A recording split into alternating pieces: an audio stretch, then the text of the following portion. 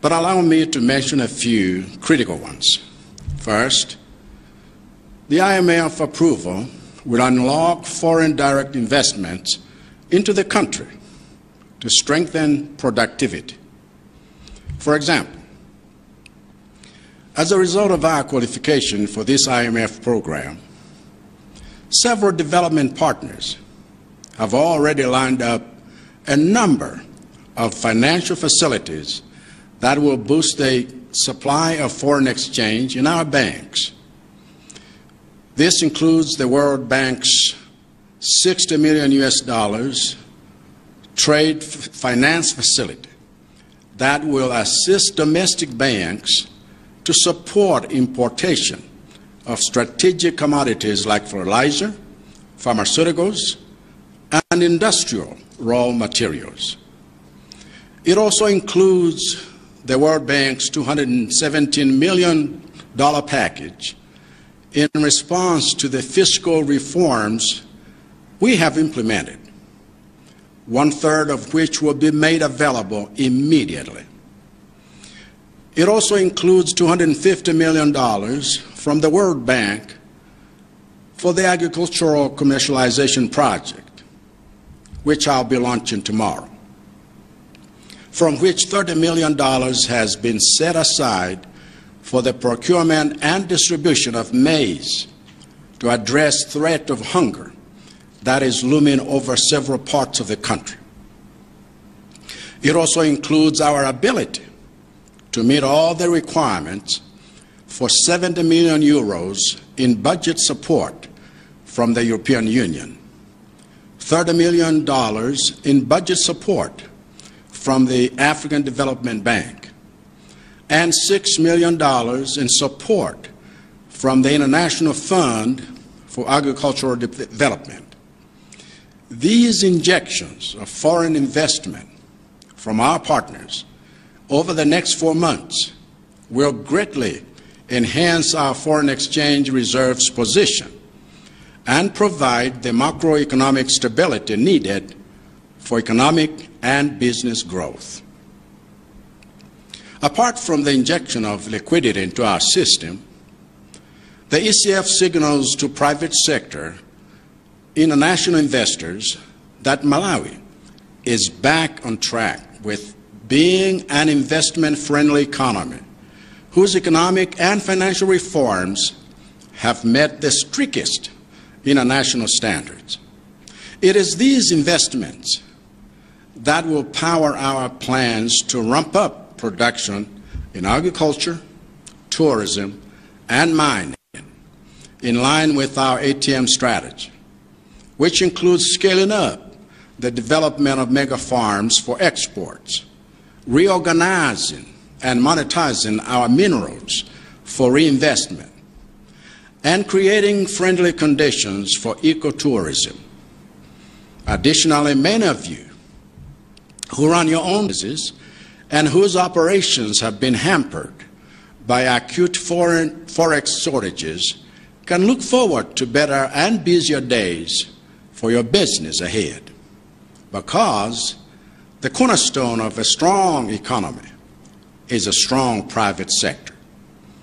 In other words, the investment and business-friendly environment that this IMF program will stimulate in our economy over the next 4 months is a fresh opportunity for us to rebuild our economy. I'm sure you now know that securing this fresh opportunity for rebuilding our economy has come at a painful cost.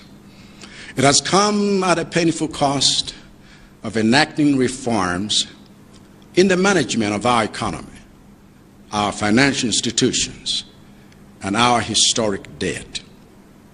I know that all of you are feeling the agony of the painful corrections we have had to make in order to give our economy a fresh start. And I know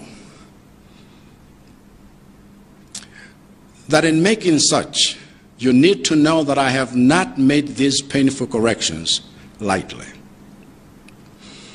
At my inauguration on Independence Day 3 years ago, I carried in my heart the heavy burden of knowing that you had trusted me to correct the mistakes in economic management I had inherited. In that moment, I knew that I had the choice of either telling you the truth about how bad things were, or continuing the lies of the past that claimed that our economy was built on sound principles and practices. But I chose to tell you the truth that day, which is why I told you that the principles and practices our economy had been built on previously were so unsound, like a dislocated bone, that even correcting them to create economic liberation would cause enormous pain for all of you. That pain I spoke of is the pain we are all feeling now. And that pain is going to continue for the next few months as we complete the process of putting the dislocated bones back into place. But once this short, painful season of sowing ends, I assure you that a season of joyful harvest will come. But that joyful harvest will only come if we put this fresh opportunity for international support coming back to Malawi to good use. And the choice is ours. And this is not the first time we are having to make this choice. In September 2006, after 2 years in office and struggling to make progress economically because of high levels of debt, the late President Bingu and Malawi were given a fresh start when the International Monetary Fund and the World Bank announced the cancellation of our international debt. And in the 2 years that followed, that fresh start was put to good use, and Malawi's economy began to rebound. However, after the elections of 2009, the gains started being squandered as people developed insatiable appetites for spending on consumption and neglecting to invest in production, including a presidential order to the banks to allow people to cash government checks at commercial banks without any controls. The result was cash gap and the loss of international budget support we had received in 2006, which we have never gotten back until now. And now that we have successfully restored international confidence and international support, we once again have the opportunity to put it to good use. I know that there will be some who will want us to squander this opportunity by spending money carelessly. I will not allow that. I know that there will be some who will want us to squander this opportunity by pointing fingers at me for making the painful corrections that I had already said I would make 3 years ago. I will not be distracted by that. I know that there will be some who created this mess that I'm now cleaning up, who will be the loudest in calling me names, claiming that I am the problem, and calling on citizens to attack me. But I'm not intimidated by that. I'm here to serve Malawians. And to do so, I'm prepared to do things that are painful as long as they are the right things.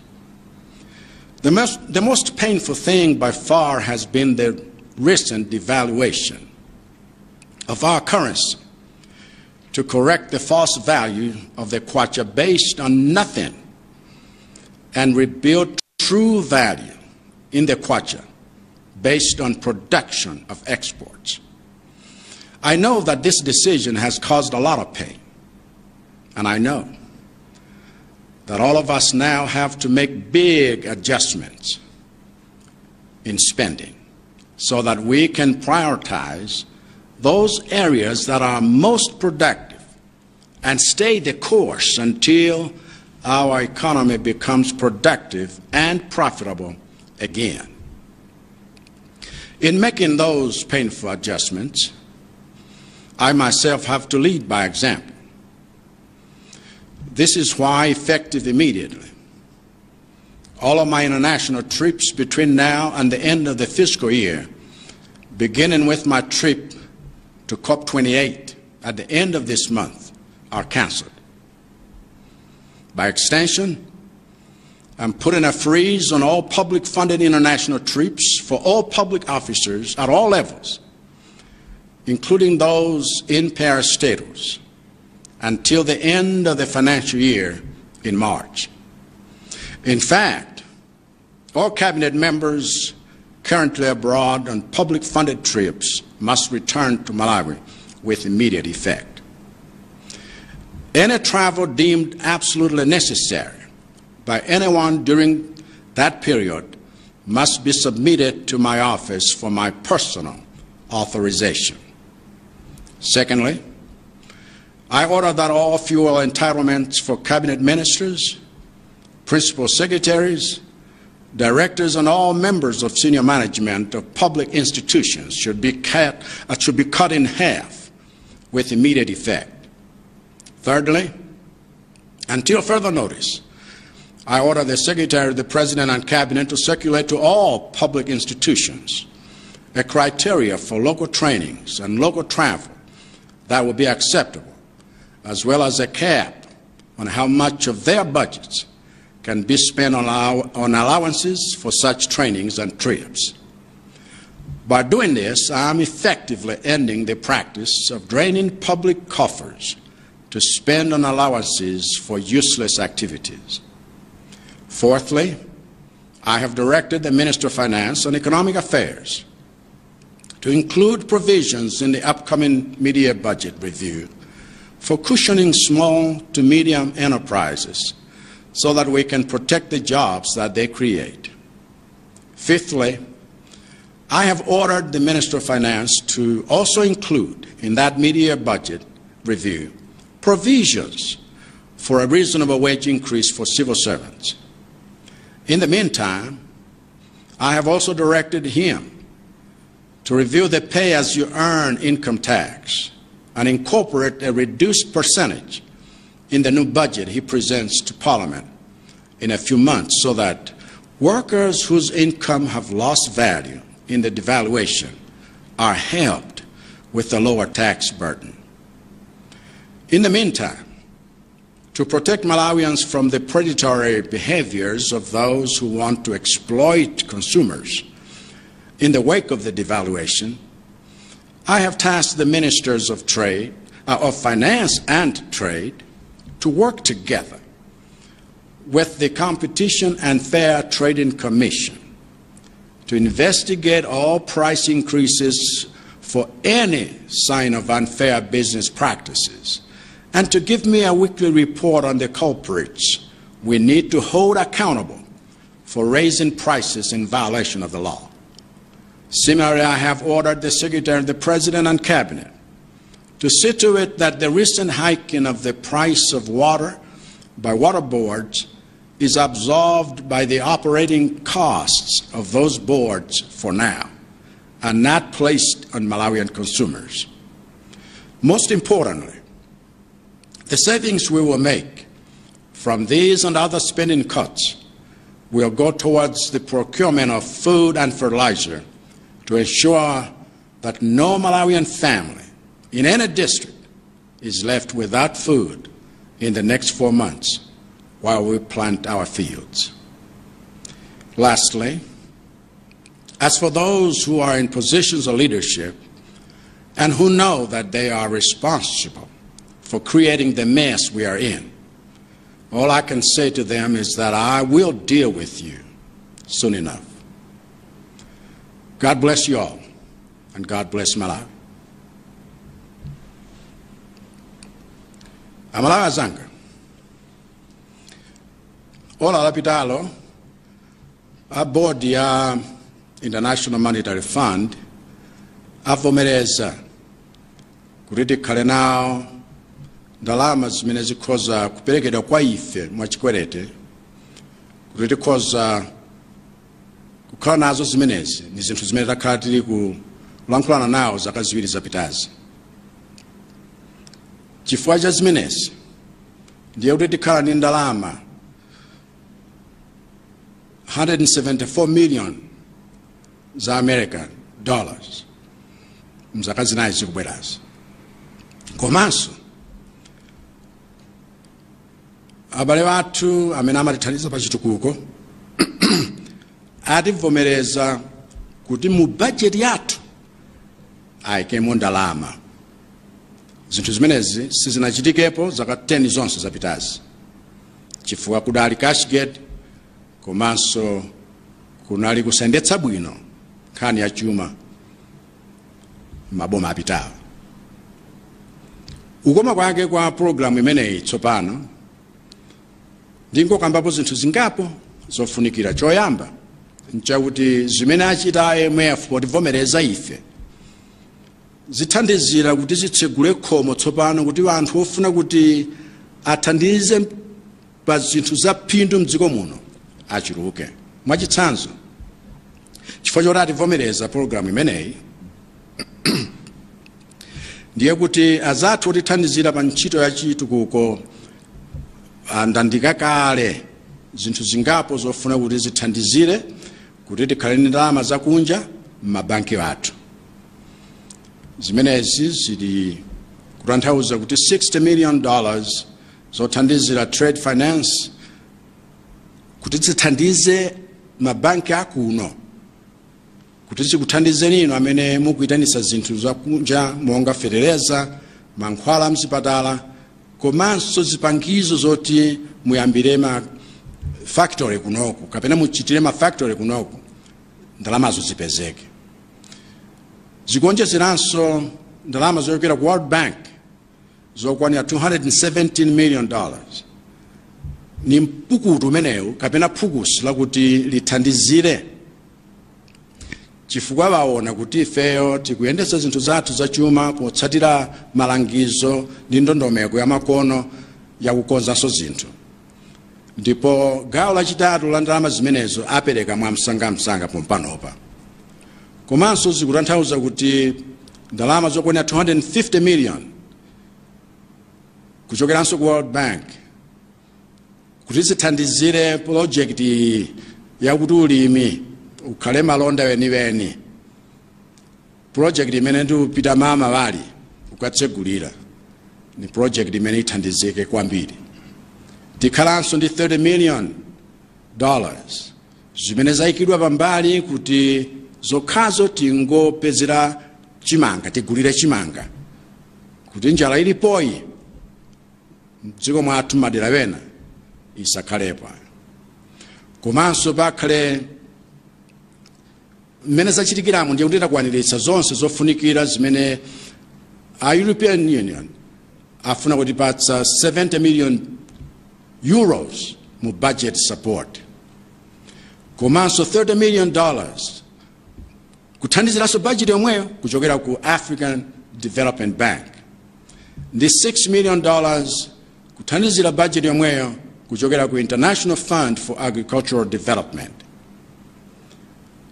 Mangolomera utipatsawa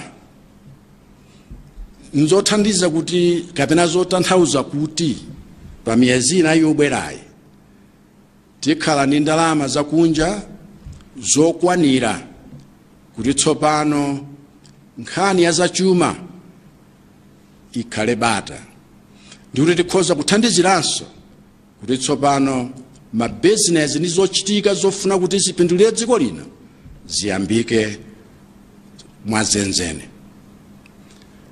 Sikuti izi zingothandizira kuti zachuma zathu ziyende bwino.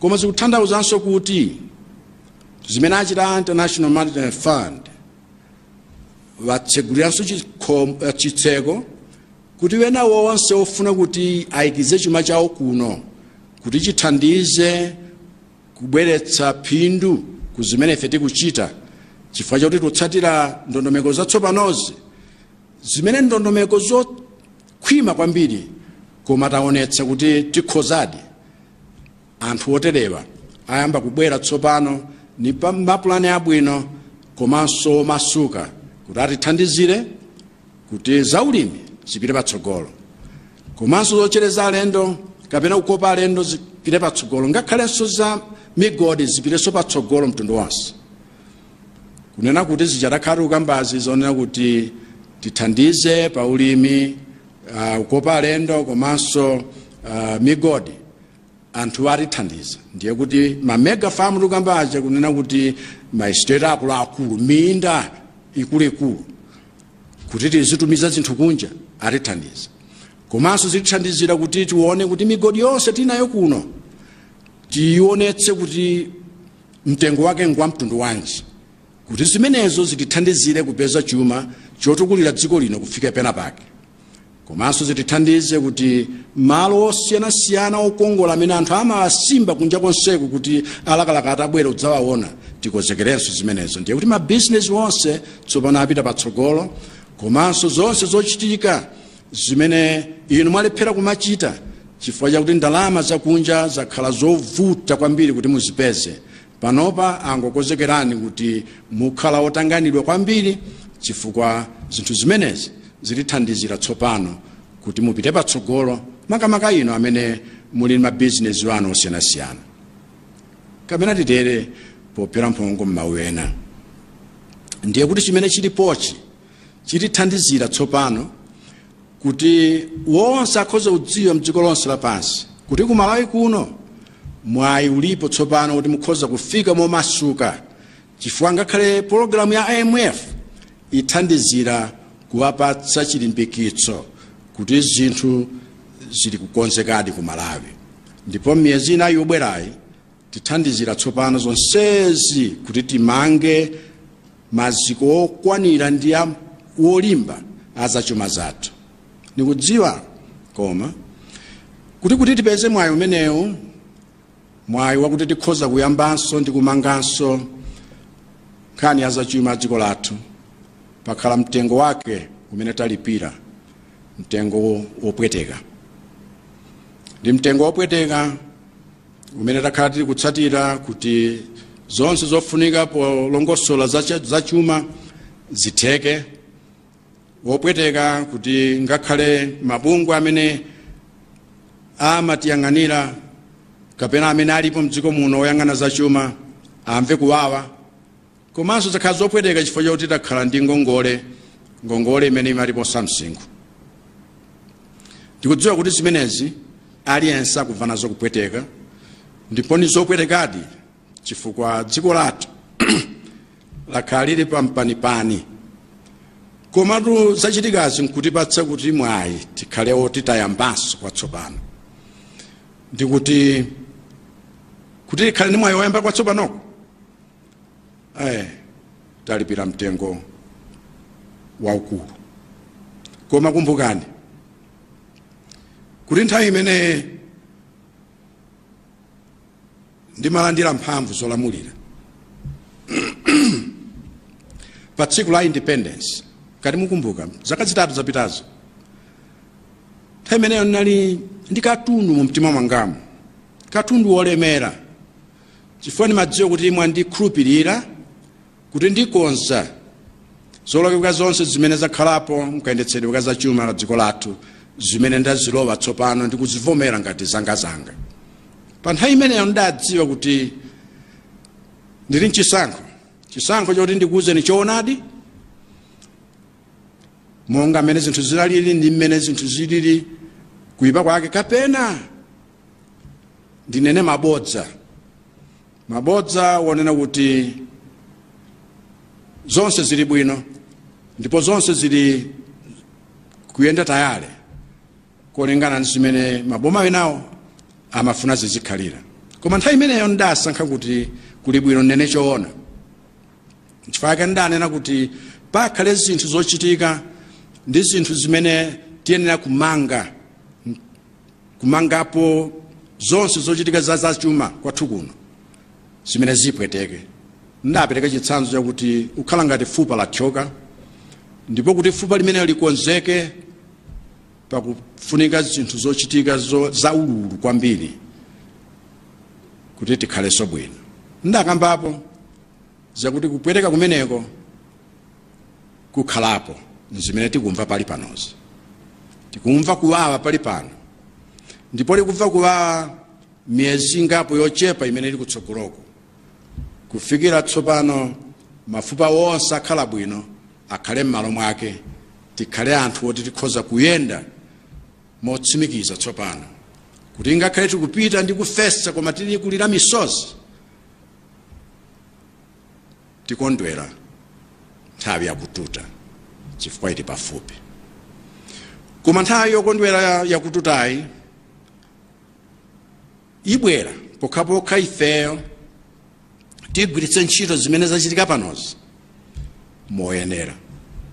Chisankho ncha ifeyo, chifukwa sikuyamba kuti tikhale nchisankho cha mtundu umenewa. Mwezi wa September 2006 padali patangopita zaka ziwiri, a president amene adatisiya Bingu atavutika ndi kuti zinthu zikhala bwanji. Koma nthawi imeneyo va IMF pamodzi ndi World Bank adanena kuti maiko osaukitsitsa ngongole zonse tathetsa. Ndipo mzaka ziwiri zimene zidatsatira chimenechi, Malawi dakhala ngati tayambanso kwatsopano, ndipo zachuma zidayamba kuyamba kugwira msewu.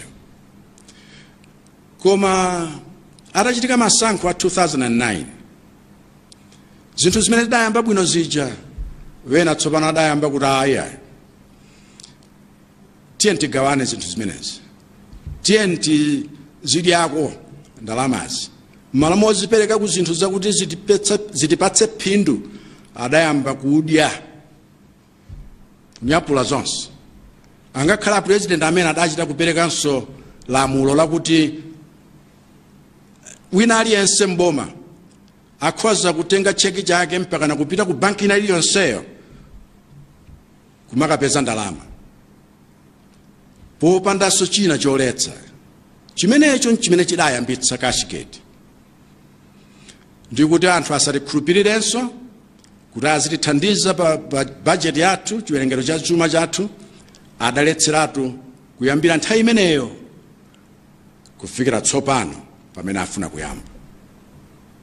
Ndiye chifukwa chonena kuti tsopano wonse batikhulupirira ndi kuti atipatsadi thandizo loterere, ifeyo tili ndi mwayi wakuti tichite bwino osati tiwonongenso mwayi umeneyo. Ndikudziwa kuti alipo wena amene azinena kuti hayi tsano tili mwayi, ndalama zimenezi tigawane ifenso tidyepo. Ndine zimenezo ayi, ndibwerezenso sindilola zimenezi. Aliponso wena amene afuna kuti mwayi umeneyo tingoutaya chifukwa choti tizingolozana, wena kumaloza ine kumene kuti ayi vuto nchakwerayo.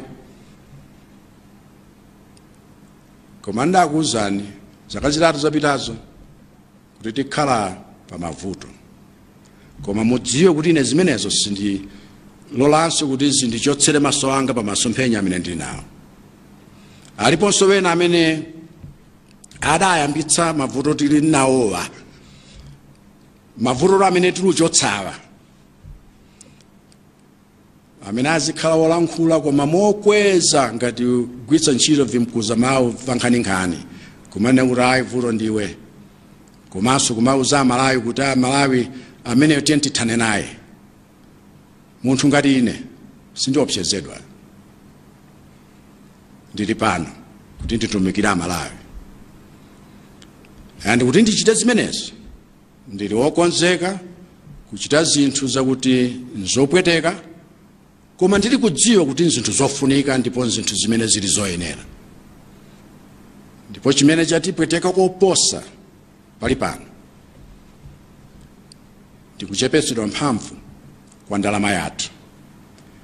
Koma mphamvuzotu ndalama yamangoyichirikiza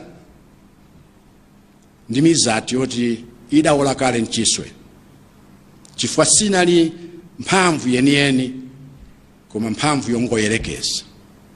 Chifukwa ife tinalibe chilichonse chimene nali kutumiza kunja kuti tidzipangire ndalama zathu. Ndiye ndikudziwa kuti ichi chapweteka kwambiri aliyense. Ndikudziwa kuti aliyense wa inu, aliyense wa ife, mpofunika tsopano tiyambe kuyesa kuti kodi chofunikira nchiti chimene sichikufunikira nchiti, ndalama zanga ndigwiritse ntchito pa chani kuti pakhale phindu osati kungomwaza. Ndiye pokonza zimenezi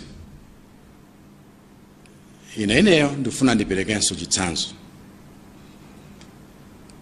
kuti kungoyambira panopa mene utipita kutsogolo kumalizira chakachi sindiyendanso maulendo opita kunja. Zimenezo zikungoyamba ndi msonkhano umene ulipo waona zo sintha kwa nyengo wa COP28 pothera pa mwezi uno. Zimenezo sizichitikanso sindipita. Komanso ndikufuna kuti polankhula zimenezi ndiye kuti wonse amene akuyenda pa ndalama za Malawi kumapita maiko akunja, kandi public officer wa level yanji, ngakhale amene ali mabungu amene si aboma, maparastatos, amene ali aboma titero maparastatos, mpaka na kumaliza kwa chakako malichi zimenezo zisachitikenso. Nduna zonse tile pali panopa zimene zili kunja ndi ndalama zakuti zaperekedwa kuchokera mthumba lathu kunoku, ngofunika azibwerera pompanopo. Ulendo uliwonseyo umene ukhala wofunikira kwambiri kuti uchitike ndi wina aliyenseyo andipatse ripoti alembe, ine ndipereke chilolezo kuti ulendo umeneyo mukhoza kupita. Chachiwiri ndikulamulanso kuti wonse amene amalandira ndalama zakuti azigula mafuta kuyika mgalimoto zawo, kandi nduna, kandi ma PS, ma principal secretary, kandi ma director, kapenanso akuluakulu mboma amene amalandira zimenezi, kuyambira tsopano azilandira theka, half la zimene amalandira. Chachitatu, mpaka natafotokozanso bwino kutsogoloko ndikulamula sekretary a president ndi cabinet kuti alembere kalata wonse okhudzika mboma kuti kaya kukhala maphunziro a mtundu wanji kapena pafunika kuyenda mwa mtundu wanji, zimenezo zitheka pokhapokha pali mlingo wolekezera kulinga chiwerengero cha ndalama zimene zikhoza kugwiritsidwa ntchito, komanso kuti maalawansi wonse pafunikanso kukhala ndi mlingo wake. Pochita zimenezi tikufuna kuti tionetsetse kuti ndalama za boma zisangogwiritsidwa ntchito kumangolipira vanthu pa maulendonso opanda pake, pa zochitikanso zopanda pake. Chachinayi, ndauza nduna wa za chuma kuti mu budget yobwerayo aonetsetse kuti tukambatu budget parliament yokumana apo mpanoyi kuti aone kuti kodi tayenda bwanji. Mmenemu ayikemonso thandizo lakuti amene ali mabusiness ang'onoang'onowa apezepo pumira. Komanso kuti ndawauza andunawa kuti mbudget imeneyi aonetsetsenso kuti pali kagawo koyenera kuti wonse ogwira ntchito mboma na wonse athandizika apezepo pumira. Ndawauzanso kuti pali pano tsopano ayambe kuona za misonkho imene anthu ogwira ntchito amapereka ndikuti akhoza kuganizira kuti mlingo wanji umene uyenera kukhalapo akamakoza budget yawo imene iperekedwe m'miyezi ingapo yobwerayi, kuti aliyense aonetsetse kuti popeza ndalamayi mphamvu yake yachepa, iwowo asangolandiridwanso ndalama zonse kamba kopereka msonkho. Pali pano kuti titeteza Malawi onse, chifukwa choti alipo wena amene khalidwe lawo linofuna kuti poterepa apezerepo mwayi popeza kuti ndalama yachepa mphamvu, ndi akungoyika mitengo mmene angayikire. Ndapempha anduna yawa wa chuma komanso anduna yawa woyang'anira za malonda kuti agwire ntchito pamodzi ndi commission ya competition and fair trading, kufufuza wina aliyense nkumaona mitengo kuti ili bwanji, chifukwa ngati pali zina zimene zachitika mosayenera, ndikufuna kuti zimenezo azinipatsa ripoti wiki iliyonseyo, kuti anthu amene akuchita zimenezi pofuna kuti angopezerapo cholowa pamene sakutsata lamulo tidziwe ndani akuchita zimenezo. Chimodzimodzinso ndikuauza Secretary a President Cabinet kuti aonetsetse kuti mitengo ya madzi amene yakwezedwa posedwa apa ndi ma water boards, ndalama zoyendetsera ma water boards zija zithandize kulipira mitengo imeneyo pali pano, kuti kukwera kwa kapena kuchepa kwa ndalamako kusaperekedwe m'mitengo yokuti zilange anthu amene asoweka madzi, chifukwa madziwo ngofunika ndi moyo ndithu. Koma komalizira chofunikira kwambiri nchakuti ndalama zimene tingapulumutse chifukwa choti tatsekatseka zonsezi, ndalama zimenezo tipezere ferereza, ndalama zimenezo tipezere chakudya, ndalama zimenezo zitithandizire kuti panopa mmene tikupita kumakabzala kuminda anthu akhale nchakudya dziko lonse. Pomaliza, kwa inu amene muli ndi maudindo autsogoleri, ndipo mukudziwa kuti